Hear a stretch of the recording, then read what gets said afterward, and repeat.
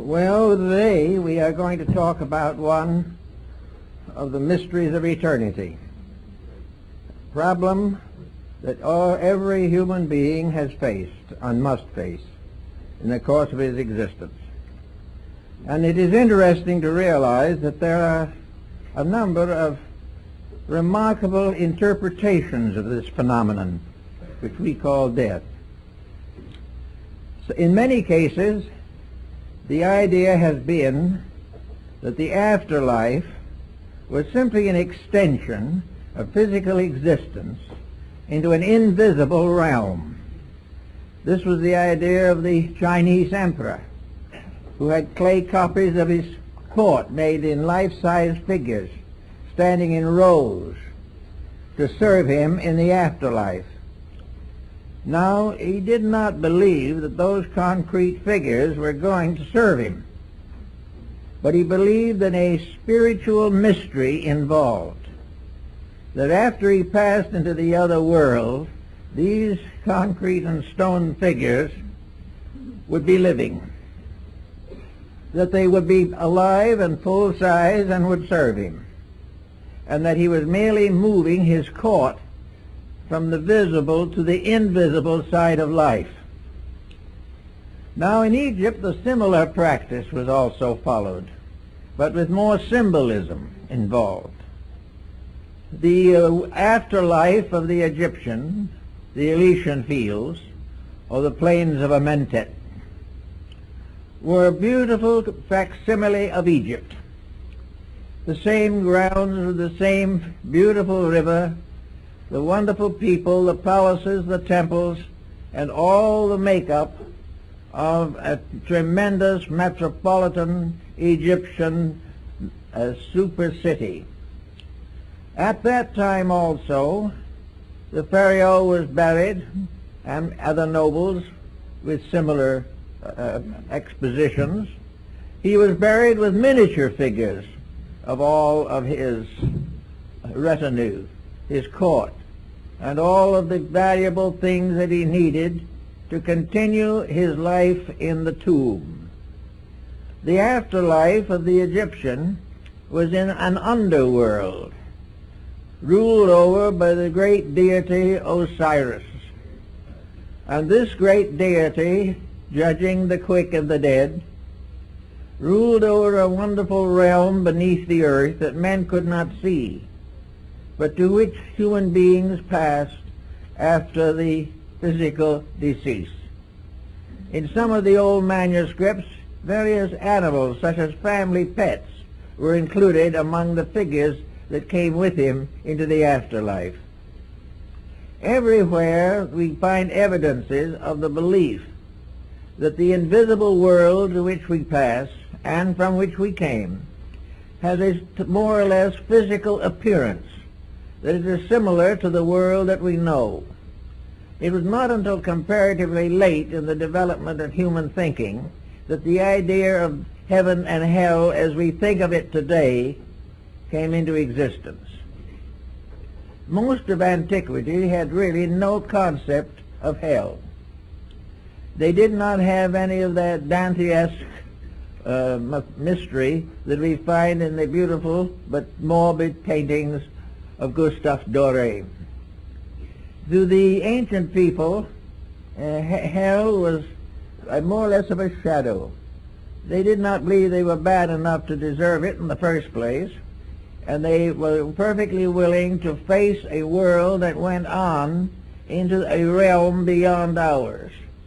The Greeks, for many centuries, believed that there was no afterlife except in the ghost world. The ghosts of the dead continued forever. This did not meet with the approval of minds such as Pythagoras and Plato and Aristotle, and modification began at a comparatively early date. Among the Egyptians and Phoenicians, the invisible world was so visible and so real that you continued in your various pursuits as you had lived them in life. If you had plowed a field while alive, you would have a field to plow in the afterlife. And there is one story about a very honest moneylender who had never cheated those who borrowed from him. He was a very good man. So when he died, they gave him a special privilege in the afterlife. He could set up his money tables by the gates of heaven and lend money to anyone coming in who wanted it. And he always was meticulously honest. And it was the honesty, and not his profession, that earned him this respect. Then we have another group of people who believe, as many primitive people do, including a number on the Western Hemisphere, that death is a birth into the afterlife.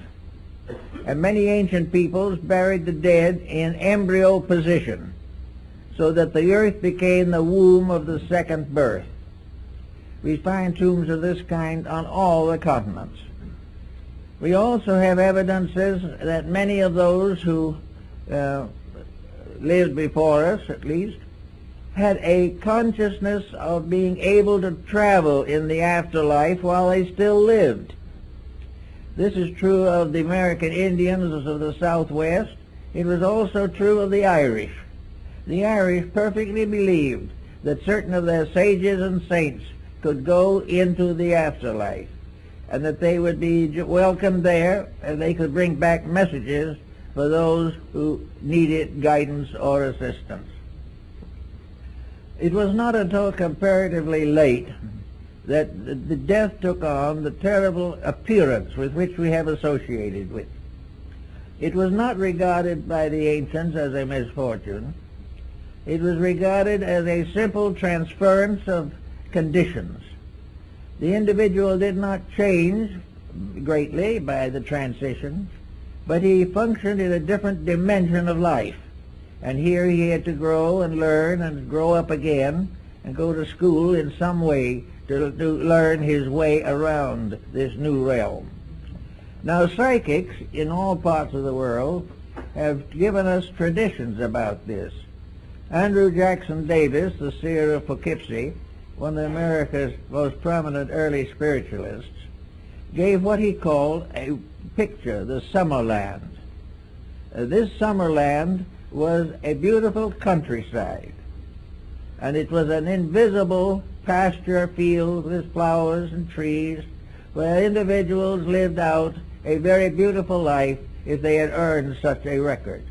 If they had made some mistakes and so forth, they received some punishments, but ultimately were accepted into the world of eternal light, eternal summer, eternal happiness. So this was one psychic belief, and he wrote the book, The Stellar Key to the Summerland. Another psychic of great fame was Baron Emanuel Swedenborg, who was one of the greatest scientists of the Scandinavian countries. He was also in his later years a psychic and had many beliefs concerning the conditions of the afterlife. He left very detailed accounts of conditions beyond the grave, which very well resembled conditions in a well-run Swedish state. And among other things, in Swedenborg's viewpoint, any young ladies who happened to arrive in this afterworld were chaperoned to make sure that everything retained its proper proprieties. Now we have constantly had psychics who have something to say about this type of thing, but have been strangely uncertain themselves. We very seldom have a psychic exposition in which the emphasis is how things are over there.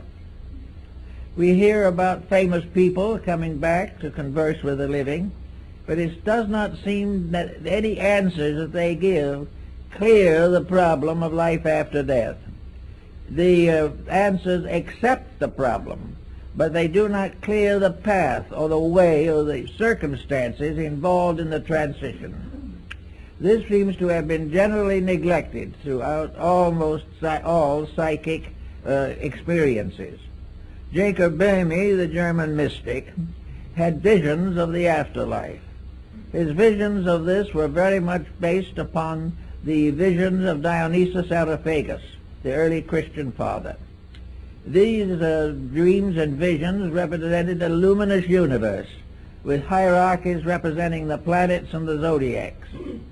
This luminous world was a world of light, of color, vibration, and was a very pleasant place. But what you do when you get there, Bamey didn't tell us.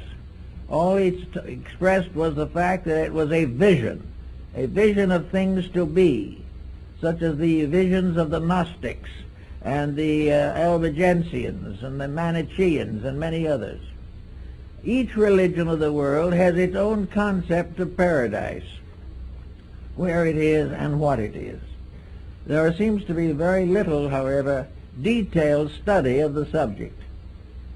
Now let's go back to our own problem here. Supposing we assume for a moment at least that this world that we live in now can be considered as a basic example of something, an example that it is hard to deny, an example which might tell us a lot if we consider it carefully.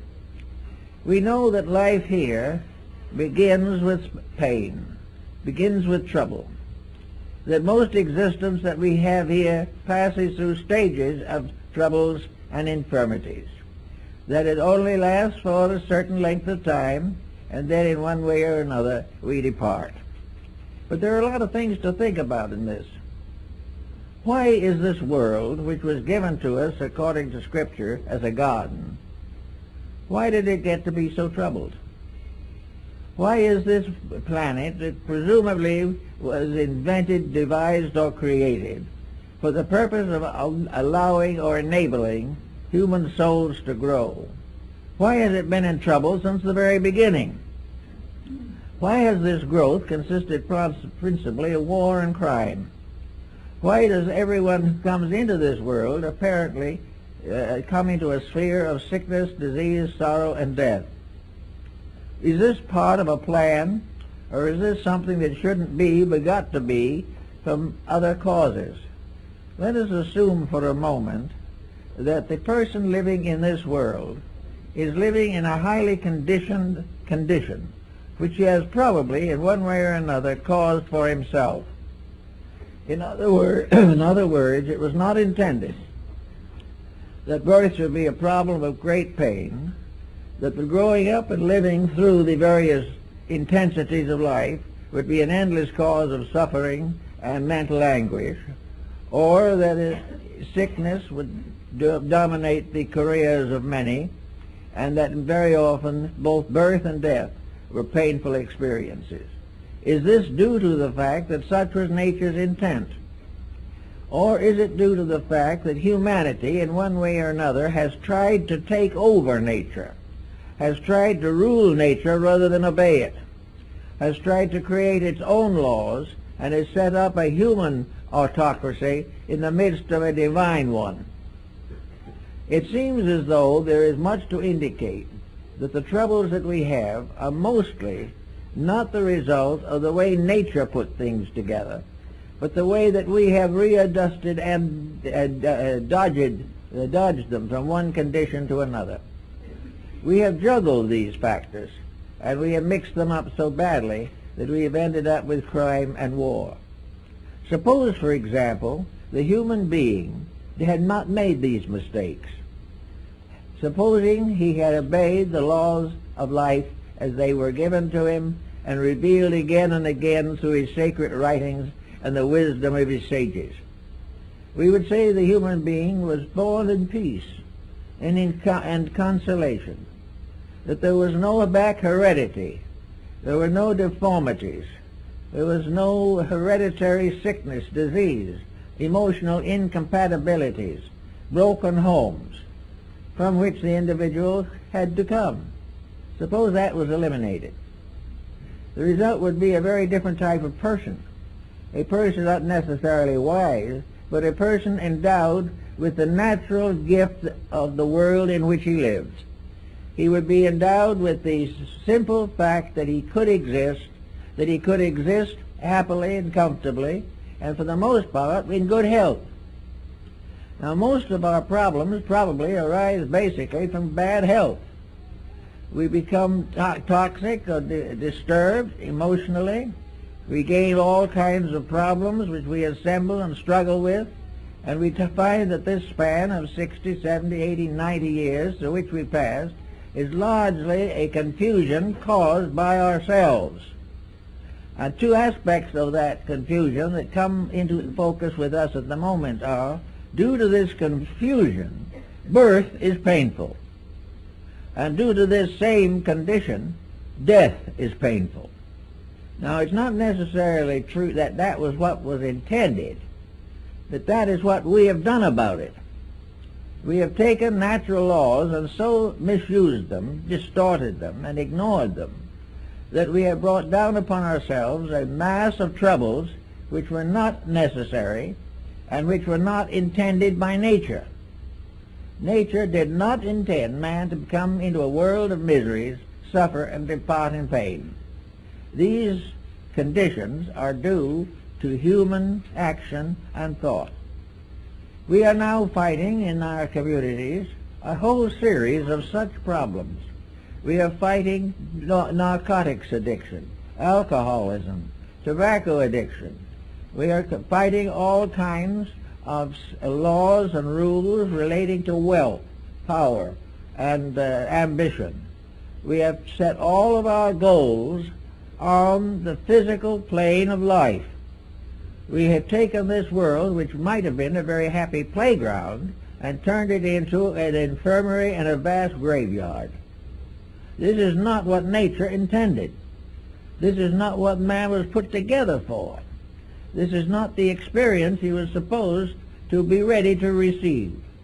It was assumed that he would come to this world to gradually come to glorify the Creator and the creation.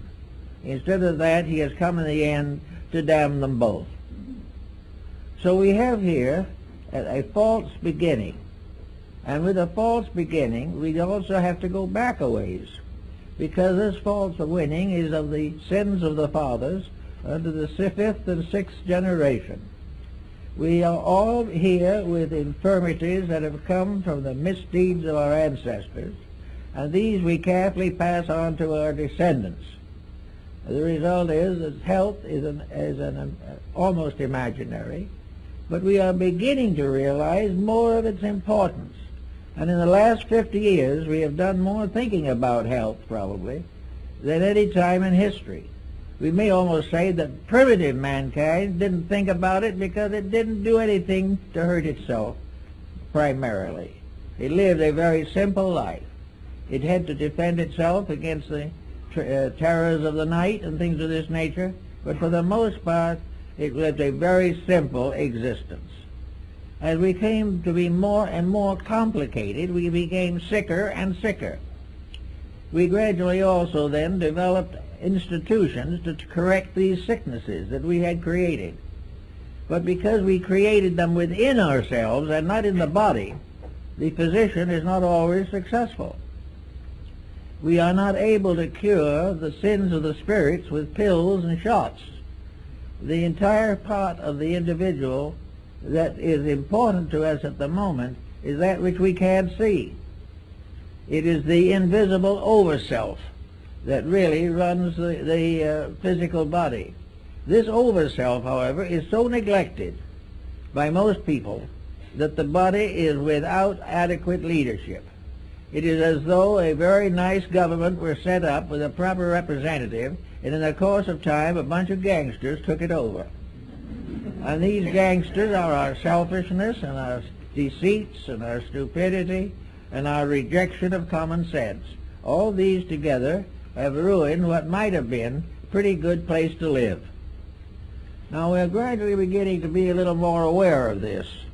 It is dawning upon us that it's possible that all these misfortunes are not necessary, that they were not in the original archetype, but have been the result of vicious misinterpretation or distortion of the common facts of good nature and common sense. So we say to ourselves, suppose we clean this up. We might then have a world in which the human being would be decently born, with comparatively little pain to the parent, a world in which they would grow up gradually, and education would be suitable and adequate to their needs, and not to try to adjust them to a hopeless situation. We are educated more or less to try and lengthen our survival in a situation that never should have existed in the first place. And true education, a true realization of our real purpose and our real potential, hasn't a chance. It wouldn't even be mentioned because it would interfere with some monopoly that is flourishing, for the moment at least. So we have no way of, at the moment, correcting some of these problems. But they are correctable. They should never have existed. And they represent a very vicious misuse of an inheritance which came from the highest possible source, truth. So we go along through the years and we get sick. And we get tired. And we get tempted. And one by one we fall under some form of disease or displeasure which begins to corrupt our natures. And so the body, which probably has a potential strength of at least close to a century, may give out any pair along the line, because simply it does not have the strength with which it was intended to be endowed. Now this doesn't mean that every person in trouble has lived a riotous life, but behind every person may be several generations of the lawless. And many a proud family now, which is also in trouble, it has among its ancestors 2 or 3 that were hung from the yardarm, that were actually pirates of the worst. So we bring with us a body which is more or less not a blessed gift in the beginning, the way it is now, though the best can be done under the circumstances. But this body comes in with a great many deficiencies that are due to the ancestral pattern and the whole line of the descent of humanity. The human generation and regeneration problem has been going on for ages. And we are now well along in a platform of misunderstandings and ignorance. So we come here with what we have. And being not too well, we begin to look over the situation to see if we can find something to do about it. So we get a little help from some new kinds of people that come up who are beginning to teach the importance of nature in remedying the defects of human beings.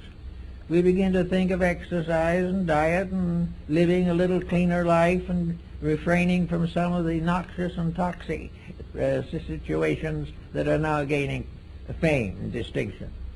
But the moment we try to improve, we hit upon some pattern where someone is making a good profit by our not improving, and then we have difficulties again.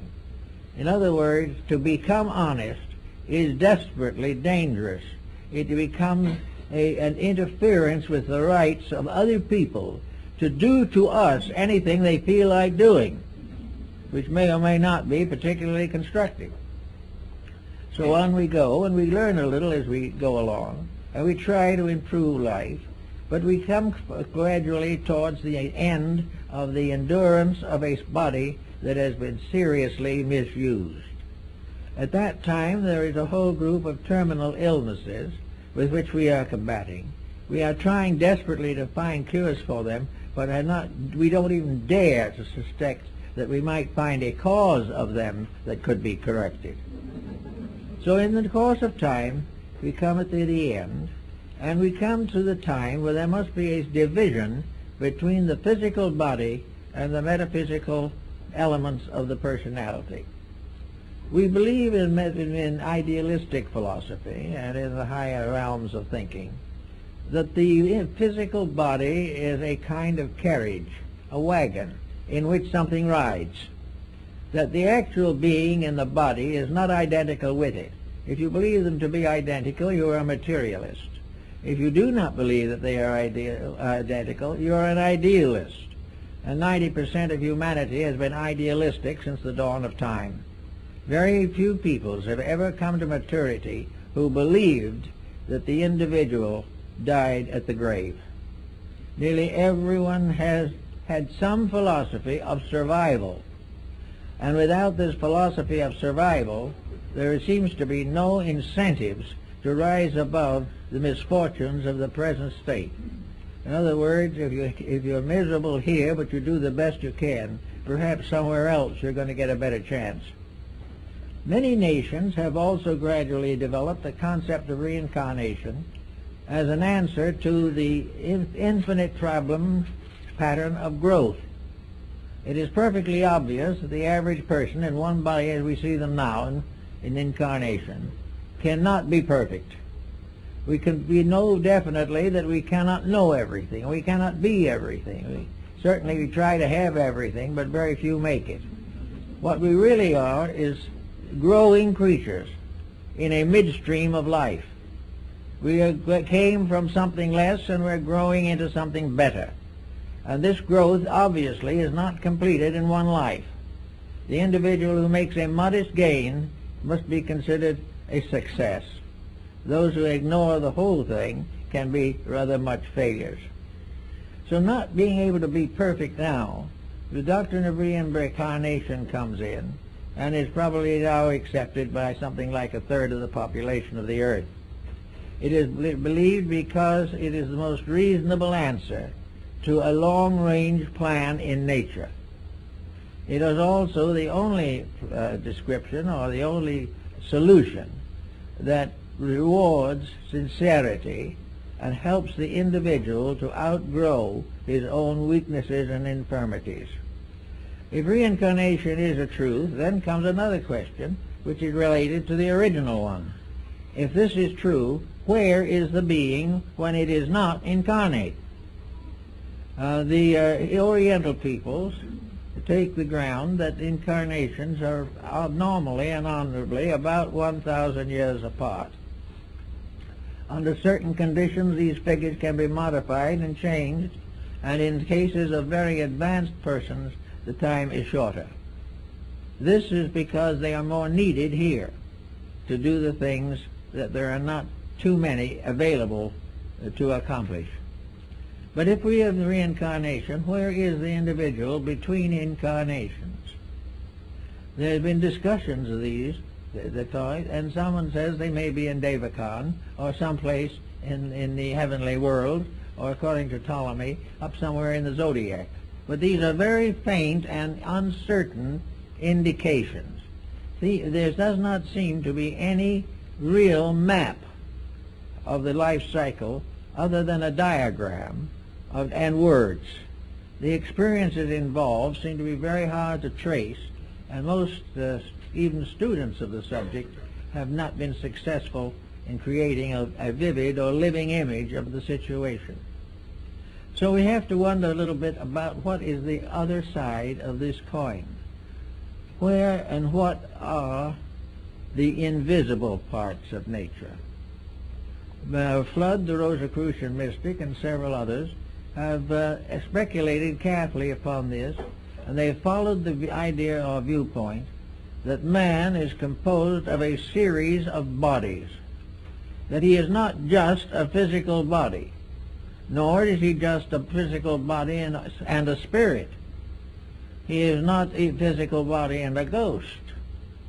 He is a compound creature constructed internally to function in more than one dimension of space. We have one dimension here which we function with. But even when we're functioning here, there is evidence every day that there is something more than function occurring within us. The individual is more than a body. He is also more than a body and a mechanism. He is not a robot. He is more than a mechanism because he is a body with an emotional nature.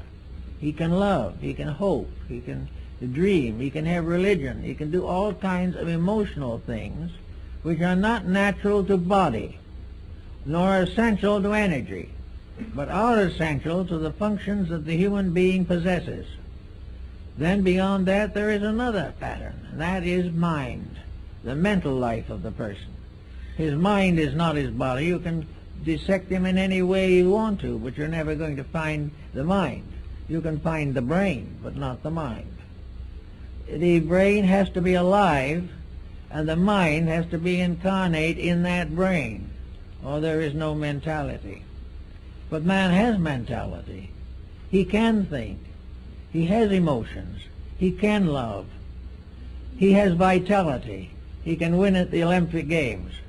And he has physical establishment, which we call the body, which he keeps in the house and sends to work every day. These different things are part of man. They make together a person. And these four parts are all more or less vehicles, instruments to be used by something, to do something. Now the mind is not a divine thing.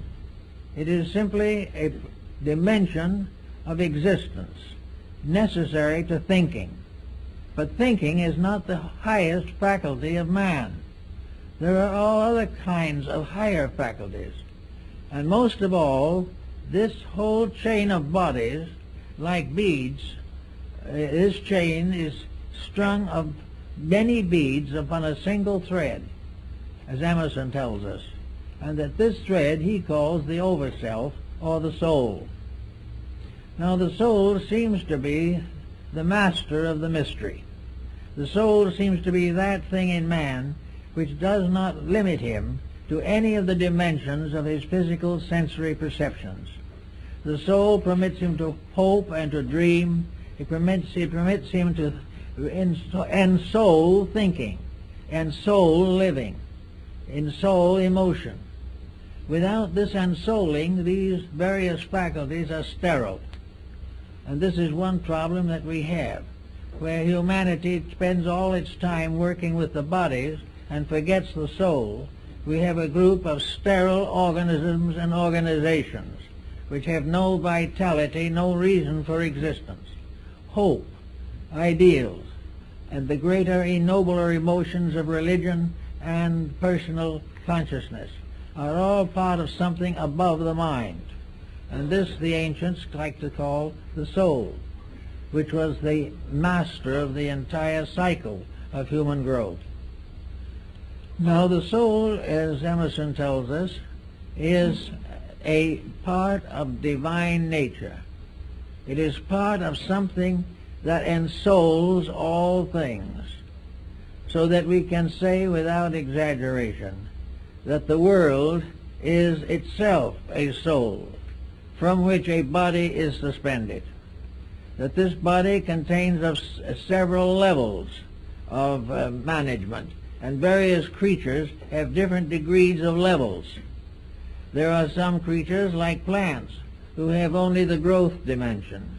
There are others like animals who have the emotional development. And there's finally man who has the mental development. But this is added to the others, making him a composite being with 4 levels of availability. Now, when he gets ready to be educated or think about trying to do something in life, he should realize that he has these 4 different levels through which he can manifest. Now, he isn't his mind, nor his body. It is an inhabitant. It is a leaser. He can't own the body, but it can lease it for life. It cannot possess anything, but it can use whatever it wills to accumulate honorably. Thus we have the individual who at a certain time in this pattern is going to depart from this world. Now he's going to depart in a series of stages or steps. And this is shown in some of the mystical alchemical diagrams.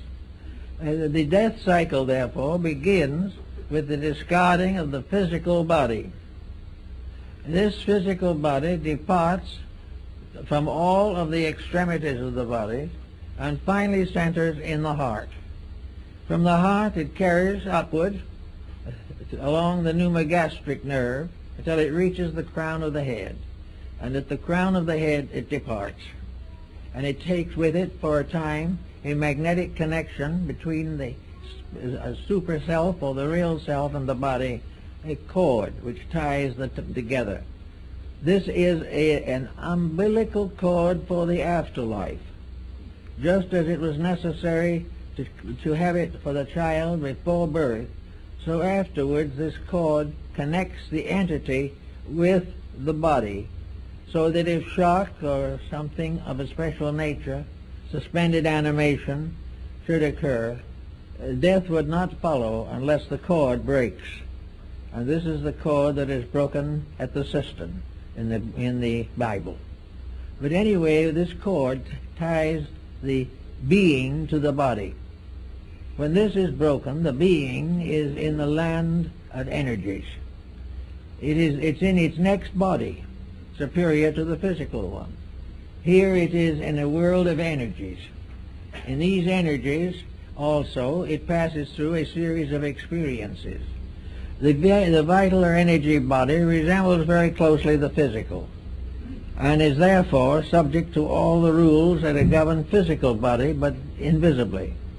After a certain length of time in which the consciousness extracts from the body the records of an embodiment in order to estimate growth and to guide in the larger directive of the complete composite, this body of shadows or vital energies is discarded also.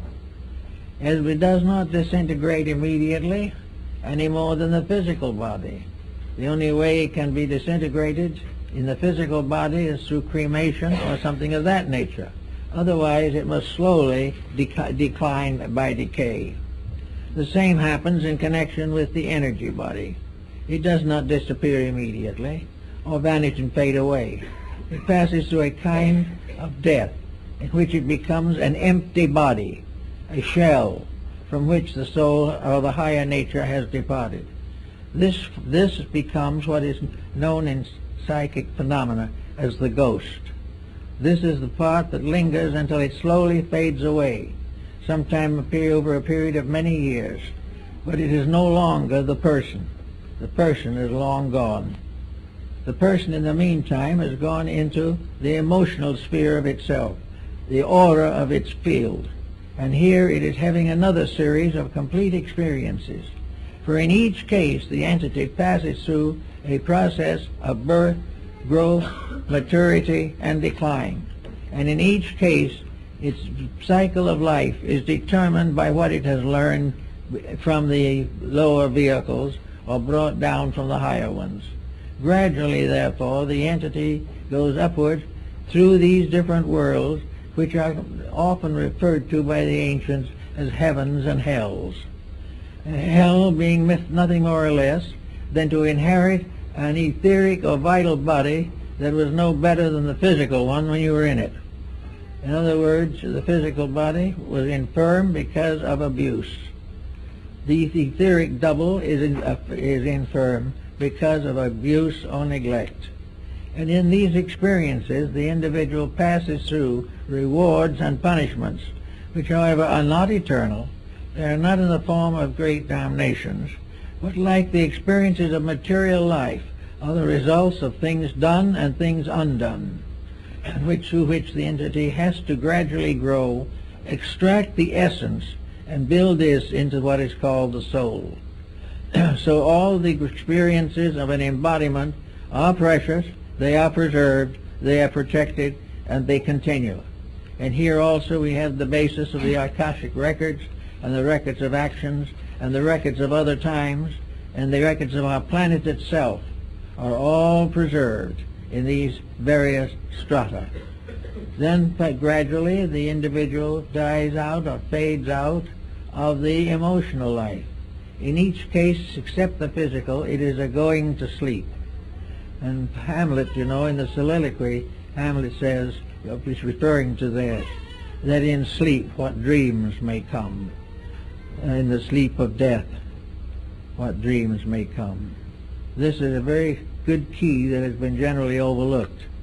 So after that we go up to, finally, the mental, the mind. And here we have the coordinator who takes everything, or which takes everything, that has been learned and digested and assimilated, and builds it into the full record of an embodiment. In this embodiment, the record is a conscious one from below up. The passing from the body out upward to the higher vehicles is a conscious experience. The descent of the entity from the mental down to the physical is usually experienced in a condition of sleep or unconsciousness. from which the being awakens at the time of birth or shortly before that. Now we know that the birth physically has been preceded by a whole series of previous experiences which do not record as far as the physical world is concerned. But many of these experiences may be available to an entity before physical birth. They're available as factors in the development and consciousness of the entity.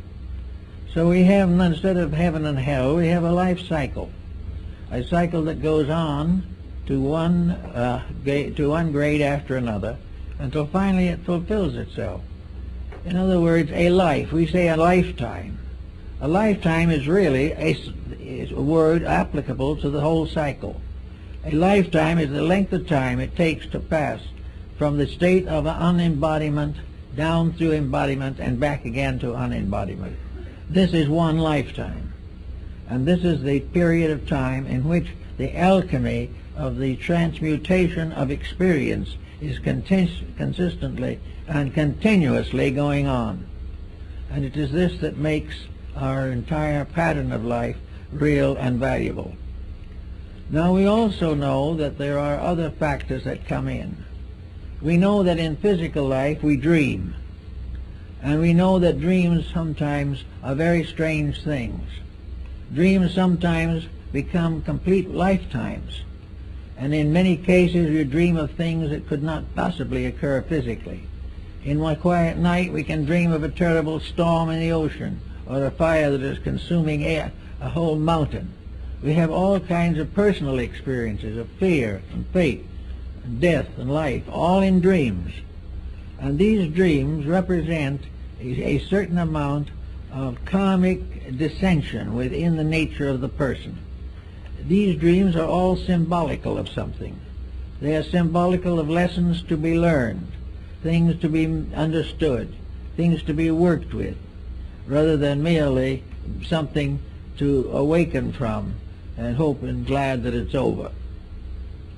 So all these factors are involved in the problem of the other worlds, or the possible understanding of the true life cycle. It begins, however, as a lesson right here. We cannot expect everyone to study this whole pattern and put it together from the dozens and hundreds of records of antiquity, in which practically every step of this has been explored by sages and psychics and mystics long before this world as we know it came into being even. But we can hope that some understanding of it will help us. Now let's get practical for a moment. This all sounds very theoretical, I know, but let's see what it is to be practical. Here we are on a fairly comfortable planet, fairly nice environment, surrounded by mystery. Now, according to theology, when we die, we will either go to heaven or we will go to hell.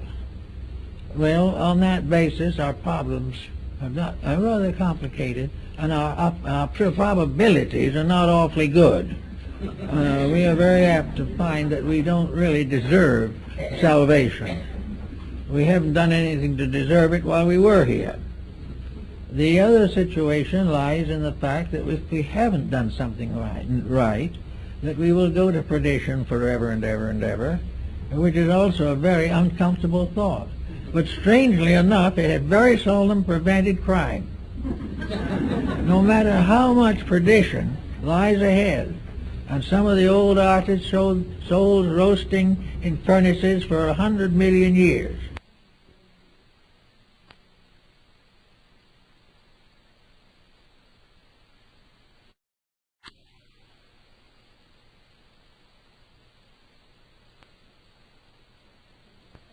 That particular cult from going out and picking someone's pocket or killing someone he didn't like. All these terrible things that were going to happen have never prevented crime. They have never really slowed it down much. But a great deal of crime has been committed in the name of these things, as though man had a right to actually execute perdition upon his own associates. So as long as this wasn't the way it seemed to be intended, we gradually outgrew the idea of eternal salvation and eternal damnation. It just didn't seem to fit into any kind of a plan. It did not make any contribution to the progress of things. If it had been intended that man be created perfect, it could certainly be assumed that this could be accomplished by any power great enough to create the cosmos. If we were to be perfected, there would be certainly built-in factors by which we could receive the inevitable impulses which a deity could bestow. Rather, we were sort of shipwrecked on an island and left to do the best we could. But the reason for that was also obvious. If we did achieve, we achieved ourselves and not by dependence on something else. Growth was a personal experience of unfoldment. And if somebody tries to grow for us, they grow, but we do not.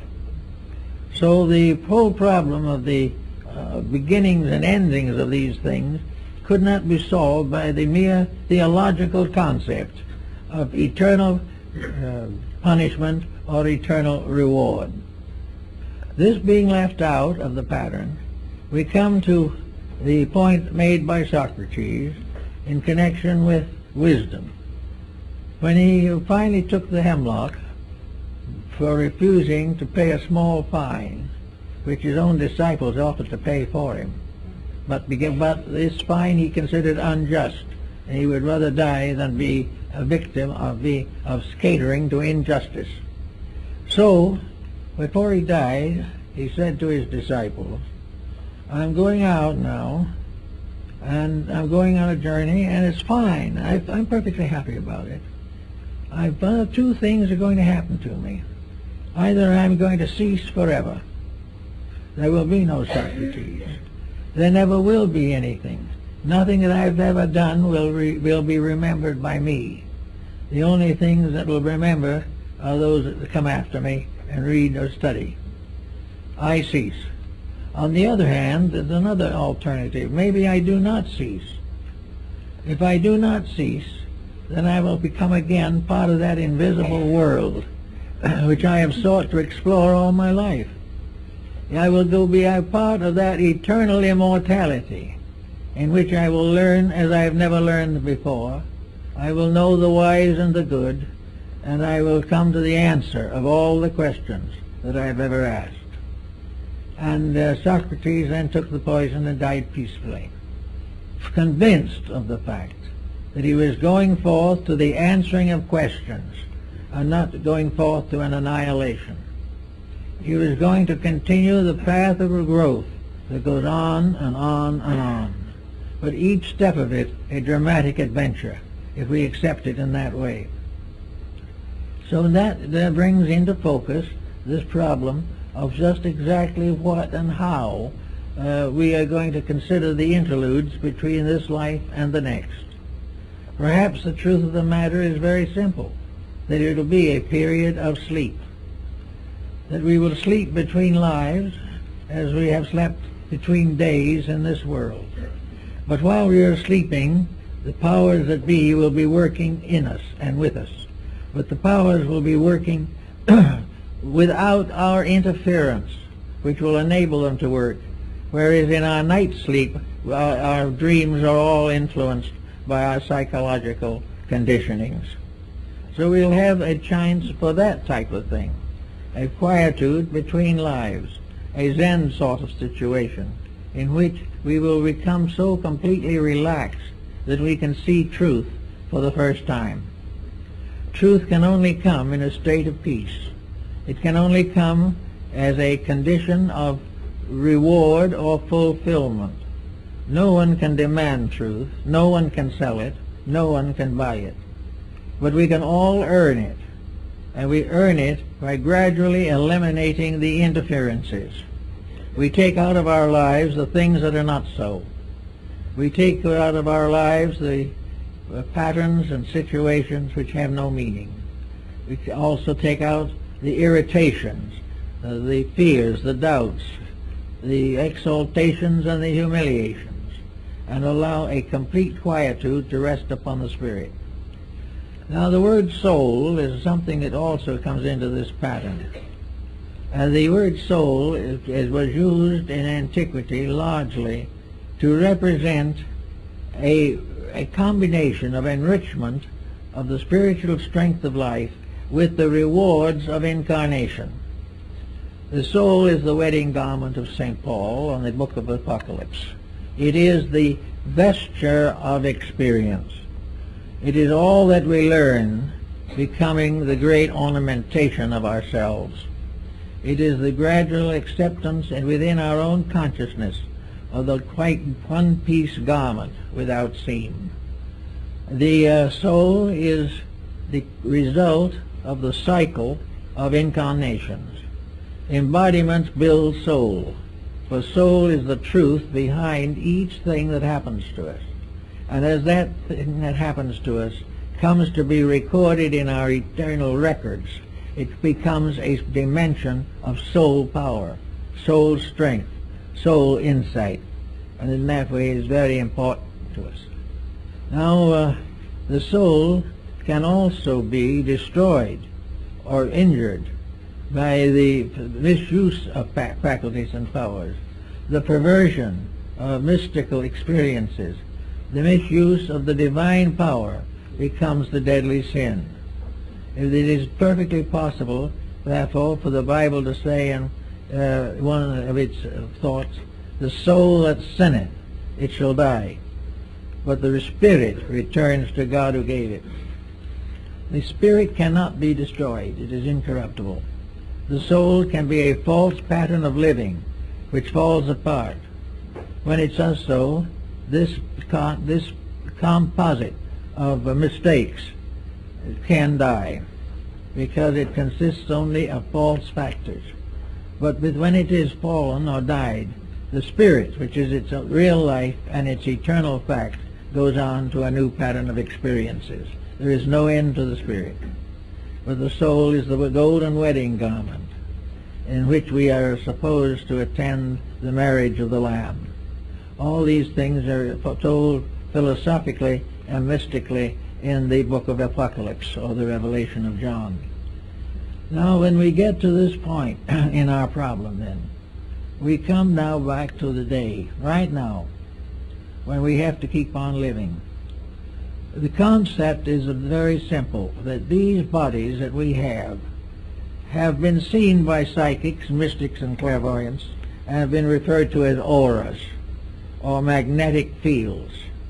Now, each of these magnetic fields has a color, and each of these fields is by nature and substance of a beautiful color. But wherever the distortion and perversions arise, the colors change. And out of this also has emerged a method of treating the sickness by spectrochrome therapy, by the use of color.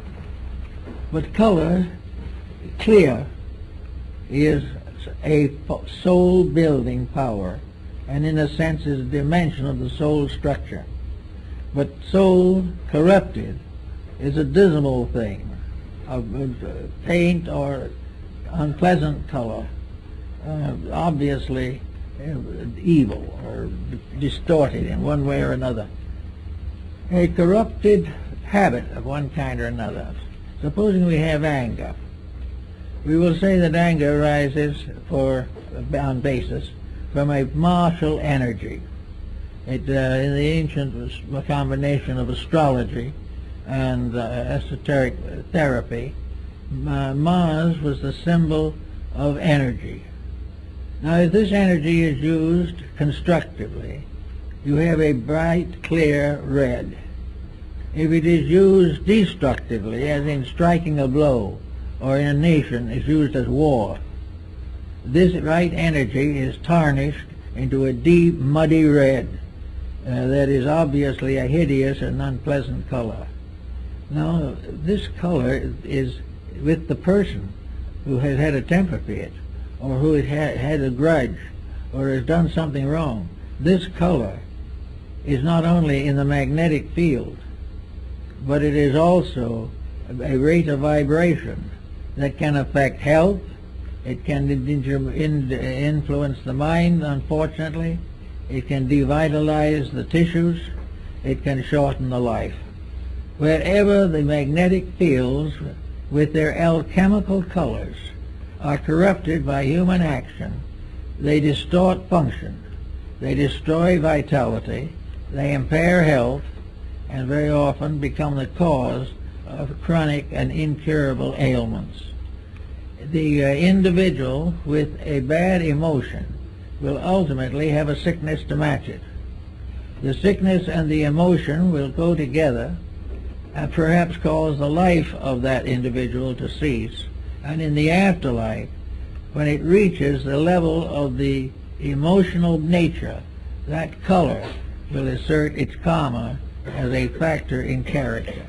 In other words, that misuse of power is something we have to live through afterwards when we come back or on our way out of this embodiment.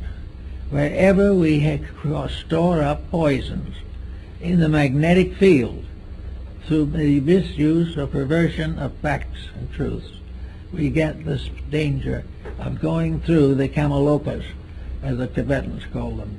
Those are the after-death experiences in which we have to cleanse ourselves from the various mistakes with which we have discolored the psychic fabric. All these things can be worked together into a system of thought. We don't need to tell what it is or how we got it, but we can start in early life and with people to recognize the great pattern of health is the individual learning to use his entire organism and abuse no part of it. If that goes on, gradually the entire complication of life ceases. Little by little the problems solve themselves. They will not be immediate. We probably have too much karma hanging over from some other past time that we have to clear up. But ultimately, the individual who becomes constructively integrated will recover from the evils from which he has suffered. It will affect his re-embodiment, the circumstances and conditions of a new environment. It will protect his present environment, and it will create strong constructive bonds between the individual and the society to which he belongs. There's no answer, therefore, to the after-death state except to deserve what might be termed a paradisical or peaceful afterlife. In other words, what we should do is drift pleasantly as a great stream of life through the cycles of recapitulation until we come down again into re-embodiment. If there was no wrong in us on the ascent or in the cycle, there would be no pain, there would be no suffering, and we would find growth and fulfillment to everything that we really want. So while we probably can't change all these things all at once, we can start in by kind of picking up little things that we might not want to face later. We think if we don't face them here, they're gone. But this is optimism. The mistakes we don't face here, we will have to face there. We have to face ourselves. We have to support that which is right, and we have to cast off that which is wrong. And this is true also of the dope peddler and the dope taker, the alcoholic, the immoral individual. Everything that is basically wrong, we will have to face.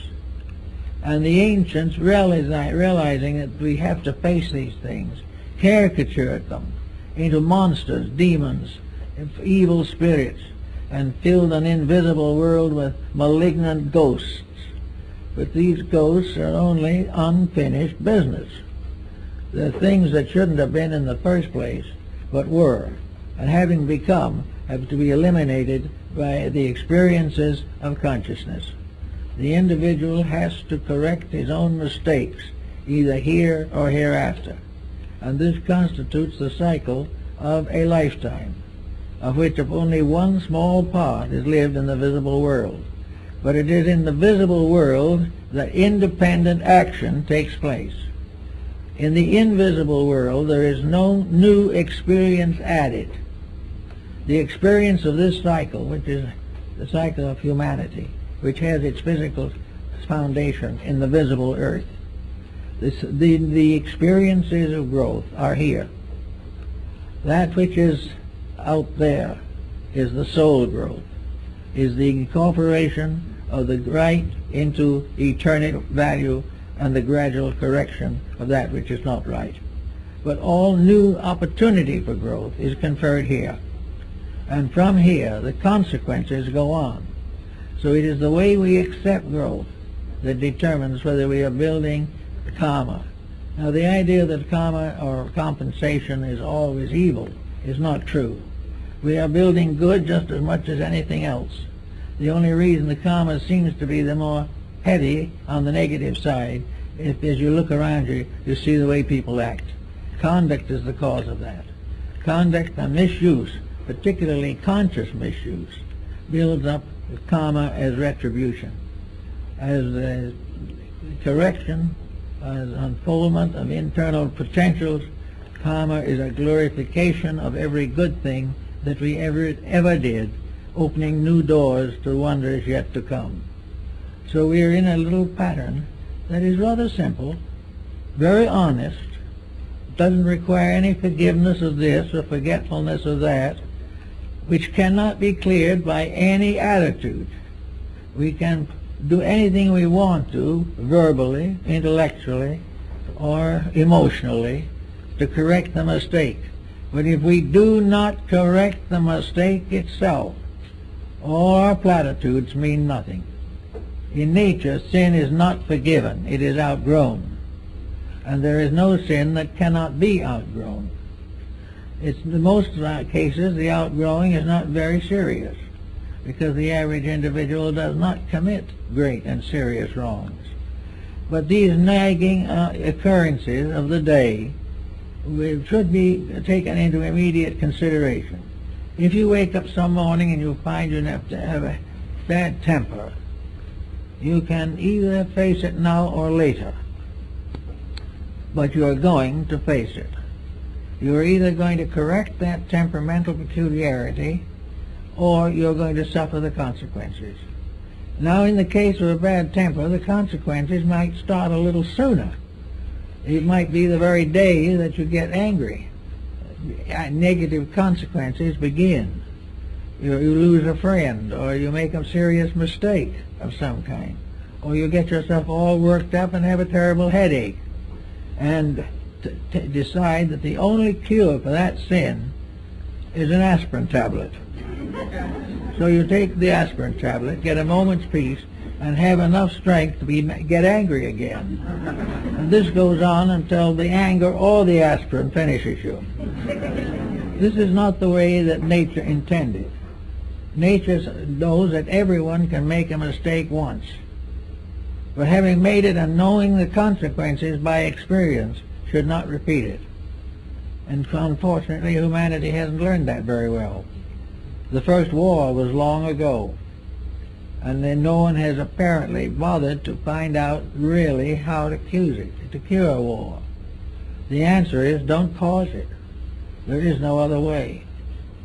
They knew you cannot cure these things simply by trying to erase them or passing legislation against them. An individual who has a bad disposition gets sick and he goes to the doctor. The doctor gives him a pill which may make him sicker. He may get a little relief and he decides that medicine is the answer to sin, but it isn't. The actual answer is that the individual has no right to be healthy unless he tries sincerely to live a good life.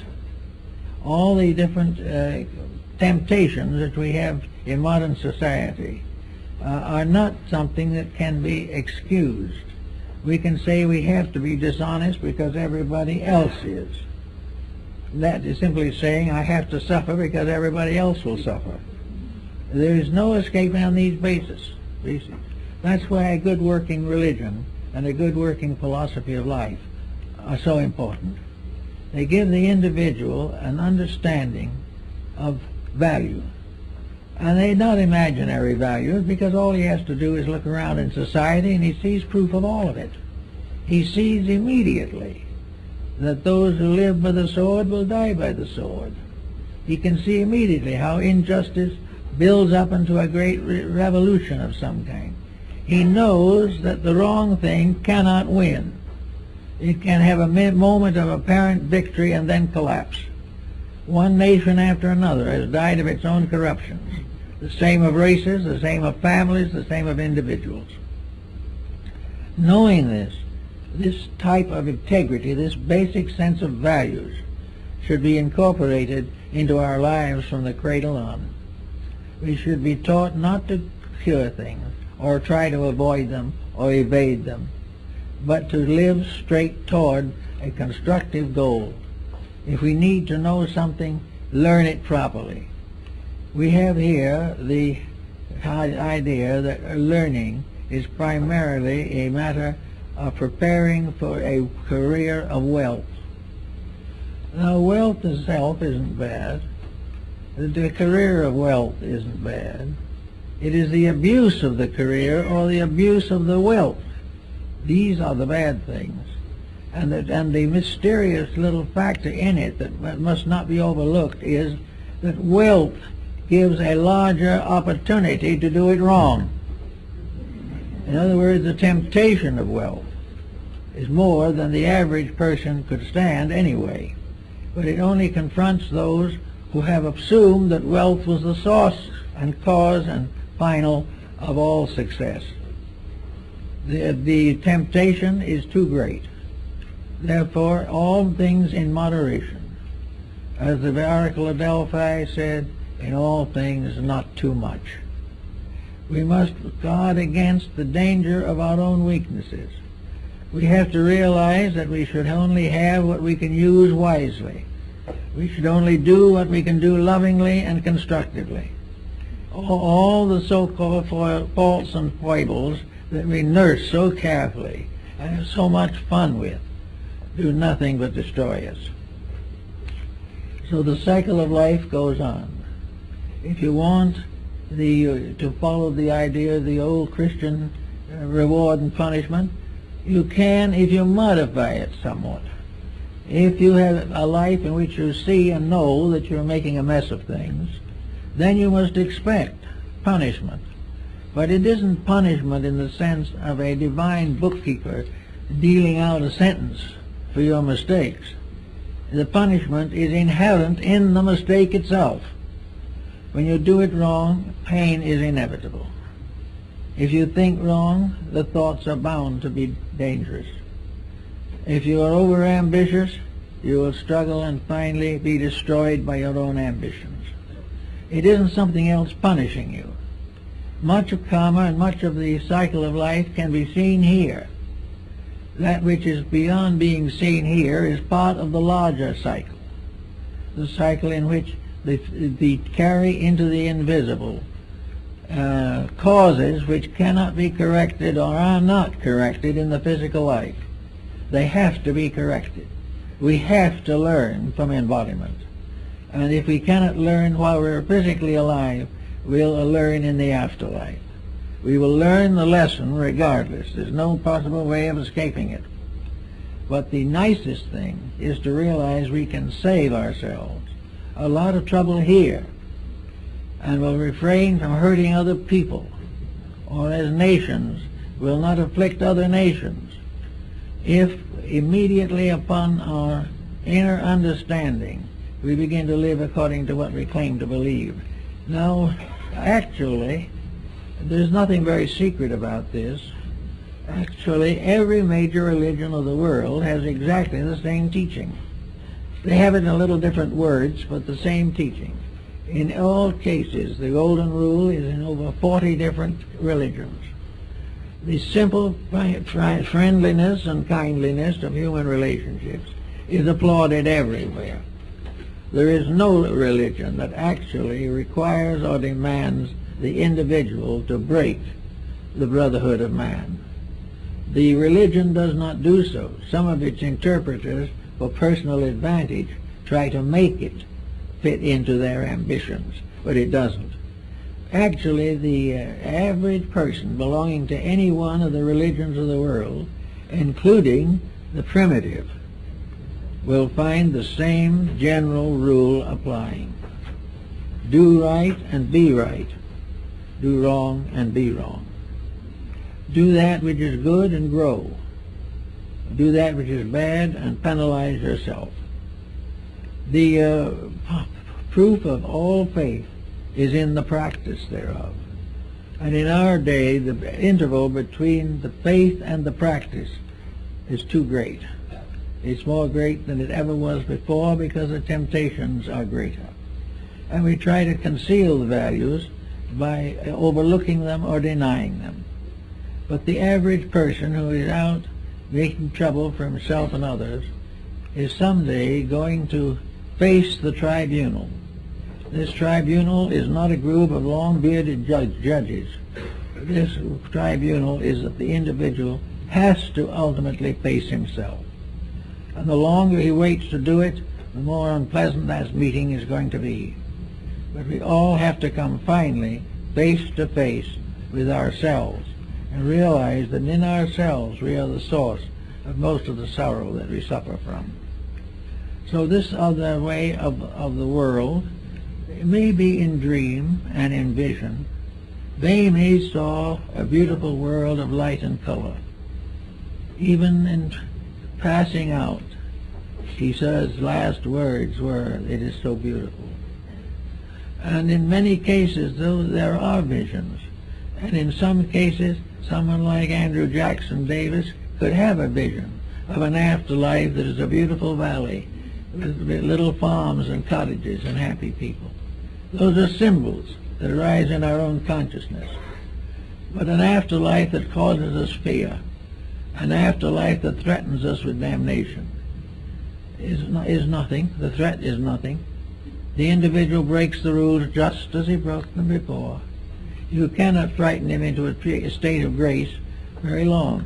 Occasionally you can prevent a single incident, but for the most part, in his daily life, the individual will break any law of nature which bothers him, which forces him to change his ways. He will keep his ways and the laws will be broken. But sometime in the never, never land, he's going to have to face these laws. The universe is an immutable instrument, created by an eternal reality. It is eternal in its scope and in its purpose. We must all go on and face the pattern of life for which our created universe was formed. We all have the same journey. We all have the same demands. We all have the same requirements in ourselves. We all have to be right. And there can never be peace in our hearts, tranquility in our homes, or peace in the world until we are right. Until we are right, we will be nagged by our own infirmities. We can see this now politically, scientifically, economically.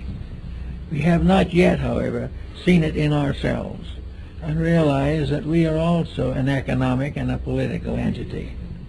We have the same temptations that everything else has. If they are tempted and fall, we are tempted and fall.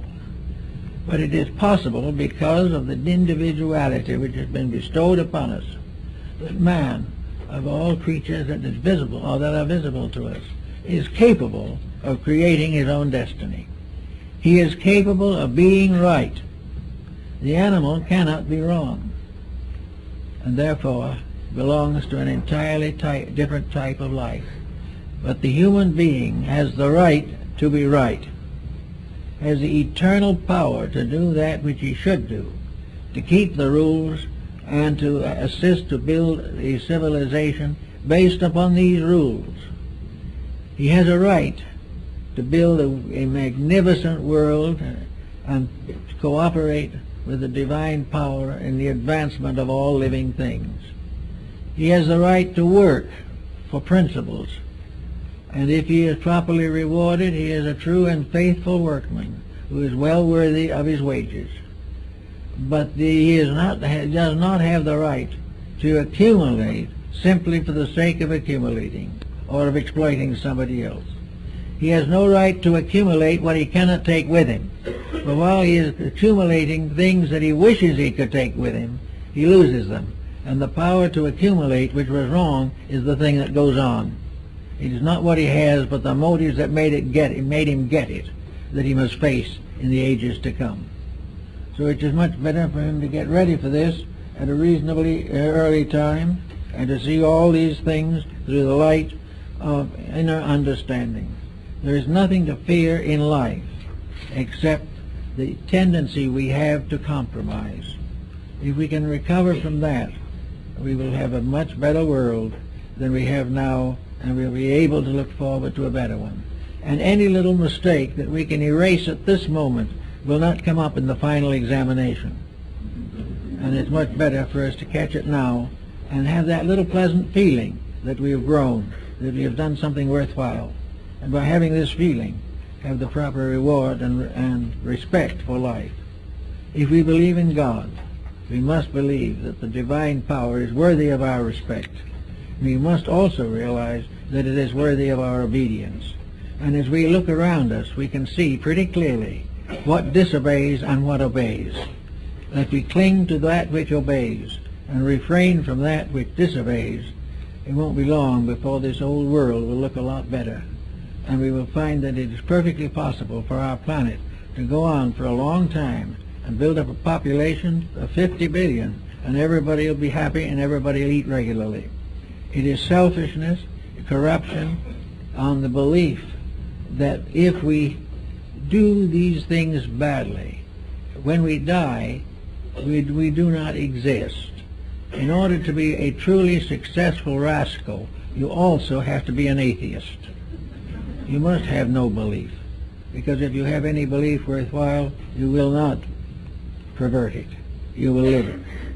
And by living it will accomplish the good things that we are all seeking: happiness, peace, contentment, strong families, happy children, busy adults, and no one wandering around the face of the earth trying to kill time for no good reason. There's always something good to do, something that needs doing, and by doing it we build into the soul of the future. We are building the magnificent vestment of the soul, and we build it best, and we build it most beautifully and graciously through kindly living, loving friendship, and peaceful and honest relationships with each other. That's it.